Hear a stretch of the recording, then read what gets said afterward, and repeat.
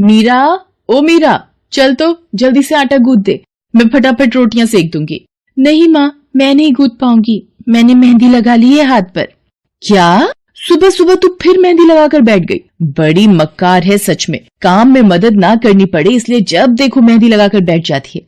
चल जल्दी से हाथ धोकर आ मेरे पास, मुझे काम पर जाने के लिए देर हो रही है। माँ बस आज कर लो ना, देखो ना मैंने कितनी मेहनत से कितना सुंदर डिजाइन बनाया है।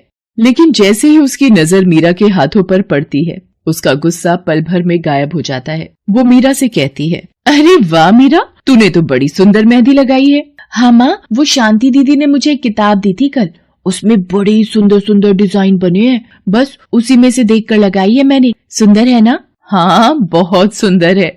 अरे लेकिन मुझे तो, ओफो, फिर लगा लिया ना तूने बातों में, पहले से ही देर हो रही है, ऊपर से तू भी मेहंदी लगाकर महारानी जैसे बैठ गई है। माँ तुम इतना परेशान क्यों होती हो? 1-2 घंटे में जब मेरी मेहंदी सूख जाएगी तो मैं घर के सारे काम कर दूंगी। मीरा की बात मानकर कावेरी काम पर चली जाती है। वो एक बड़ी सोसाइटी के घरों में काम करती थी और इसी काम से कावेरी और मीरा का गुजारा चलता था। कावेरी के पति की कई साल पहले एक सड़क हादसे में मौत हो गई थी। तब से कावेरी पर ही सारी जिम्मेदारी थी। मीरा भी घर के कामों में उसका पूरा हाथ बटाती थी। मीरा को मेहंदी लगाना बहुत पसंद था। उसने अपने घर के पीछे मेहंदी के कई सारे पौधे लगा रखे थे, जिनका वो बहुत ख्याल रखती थी। वो अपने हाथों से मेहंदी के पत्तों को पीसकर अपने हाथों में लगाने के लिए तैयार करती थी। फिर एक दिन, मीरा, हमें इस जगह पर थोड़ी मोड़ी खेती कर लेनी चाहिए। ये मेहंदी के पौधों से कुछ कमाई थोड़े ही हो रही है, खेती कर लेंगे तो कुछ पैसे ही बन जाएंगे।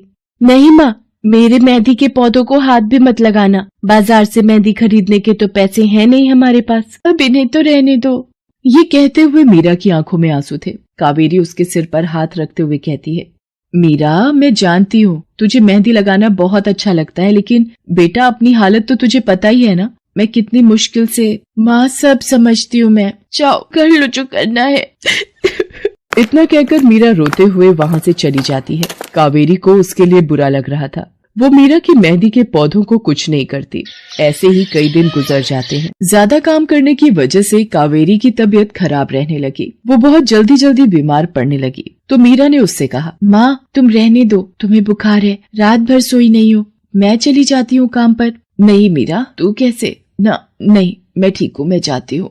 कावेरी जैसे ही उठकर चलने की कोशिश करती है, अचानक उसे चक्कर आ जाता है। मीरा उसे सहारा देकर बिस्तर पर लिटा देती है और उससे कहती है, बस माँ अब तुम आराम करोगी और काम पर अब से मैं जाऊंगी। कावेरी घर पर रहकर आराम तो कर रही थी, लेकिन वास्तव में उसे अच्छे इलाज की भी जरूरत थी, जिसके लिए पैसे थे नहीं। दूसरी तरफ अब हर रोज मीरा काम पर जाती और लौटकर घर के भी सारे काम उसे ही करने पड़ते थे। इस सब में उसे मेहंदी लगाने का बिल्कुल भी वक्त नहीं मिल पाता था।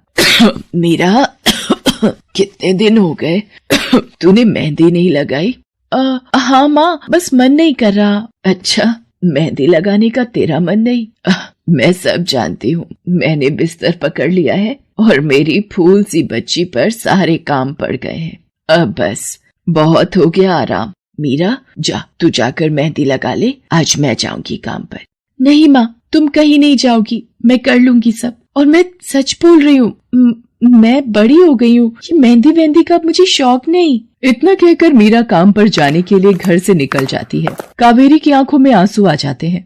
मीरा सोसाइटी के कई घरों में काम करती थी। उन्हीं में से एक घर आरती का भी था। उसके घर पर तीज का त्योहार बड़े धूमधाम से मनाया जाता था। तीज की तैयारियों में मीरा भी मदद कर रही थी। इसी बीच, अरे ऐसे कैसे, मैंने सारे रिश्तेदारों को बुला लिया है, मेरी सारी फ्रेंड्स भी आने वाली हैं, मैं क्या कहूँगी उन्हें। फोन पर काफी देर बहस करने के बाद आरती फोन रख देती है। उन्हें उदास देखकर मीरा उससे पूछती है, क्या हुआ मैडम जी, आप कुछ परेशान लग रहे हो? हाँ मीरा, बड़ी मुसीबत हो गई। कल तीज का फंक्शन है, मैंने सबको मेहंदी लगवाने के लिए यहीं बुला लिया है और आखिरी मौके पर ये पार्लर वाली धोखा दे गई। कह रही है कल नहीं आ पाएगी। अब क्या होगा, इतनी जल्दी कौन तैयार होगा सबको मेहंदी लगाने के लिए?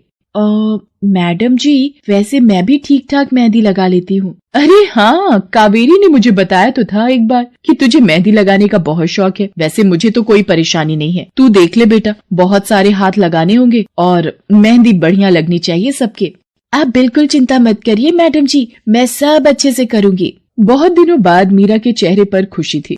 उसने घर पहुंचते ही मेहंदी के खूब सारे पत्ते तोड़कर पत्थर पर पीसना शुरू कर दिया। ये देखकर कावेरी ने मीरा से कहा, अरे मीरा, शाम हो गई है, अब मेहंदी मत लगा, मौसम भी ठंडा है बेटा। ये मेहंदी मैं अपने लिए नहीं पीस रही माँ, वो 5वें फ्लोर वाली मैडम जी है ना, कल उनके यहाँ लगानी है। अच्छा बेटा, पर ध्यान से बेटा, वो बड़े लोग हैं, कोई गलती ना हो जाए। माँ तुम बिल्कुल चिंता मत करो, मेहंदी लगाने में मुझसे कभी कोई गलती हो ही नहीं सकती। मीरा खूब सारी मेहंदी तैयार करके अगले दिन आरती के घर पहुंच जाती है। वो अपनी मेहंदी को कोन में भरने लगती है कि तभी आरती की एक फ्रेंड आरती से, आरती ये किसे बुला लिया तुमने? मैंने जिस पार्लर का नंबर दिया था तुम्हें, उससे बात नहीं हुई क्या? हुई तो थी, लेकिन उसने आखिरी वक्त पर मना कर दिया। तुम बिल्कुल चिंता मत करो, ये मीरा है, मेरी हाउसमेड है ना कावेरी, ये उसी की बेटी है, बहुत अच्छी मेहंदी लगाती है ये।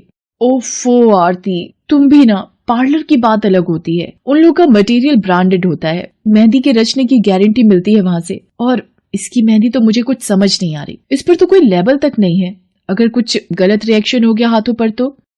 आप बिल्कुल चिंता मत कीजिए मैडम जी, ये मेहंदी मैंने खुद पीस कर तैयार की है, मेरे पास बहुत सारे मेहंदी के पौधे हैं, इसमें कुछ भी ऐसा नहीं है जो आपके हाथों को नुकसान दे। ना भाई ना, सॉरी आरती, बट मैं अपने हाथों को लेकर कोई रिस्क नहीं ले सकती, तुम सब लगवाओ, मैं तो पार्लर जाकर ही लगवाऊंगी।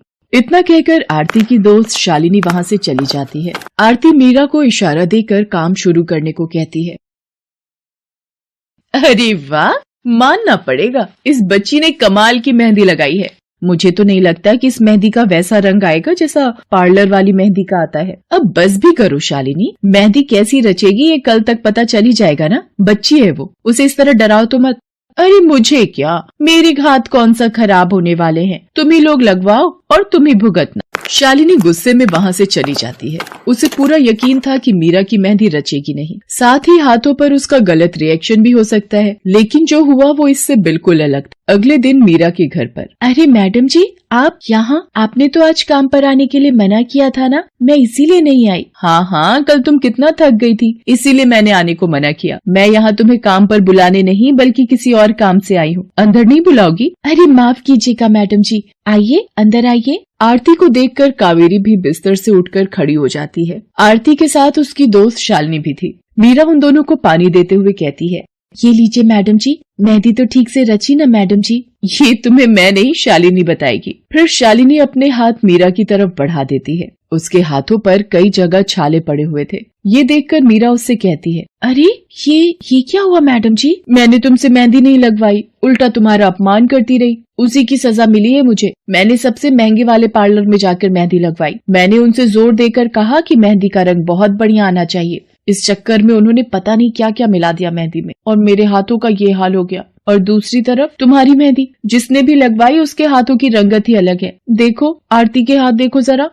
आरती ने अपने हाथ आगे बढ़ा दिए, जिन पर मीरा के हाथों से लगी मेहंदी का बहुत ही अच्छा रंग चढ़ा था। फिर आरती कावेरी के पास जाकर उससे बोली, बस कावेरी, ये झाड़ू पोछा और बर्तन बहुत करवा लिए तुमने मीरा से, ये अब वो करेगी जो इसे करना चाहिए। जी क्या मतलब मैडम जी? ये अब मेहंदी लगाएगी सबके हाथों पर। हमारी एक दोस्त का अपना ब्यूटी पार्लर है, उसे मीरा का काम और उसकी मेहंदी की क्वालिटी बहुत अच्छी लगी। वो मीरा को अपने यहाँ काम देना चाहती है, अच्छे पैसे भी देगी वो मीरा को, और तो और वहाँ रहकर मीरा पार्लर के दूसरे काम भी सीख पाएगी।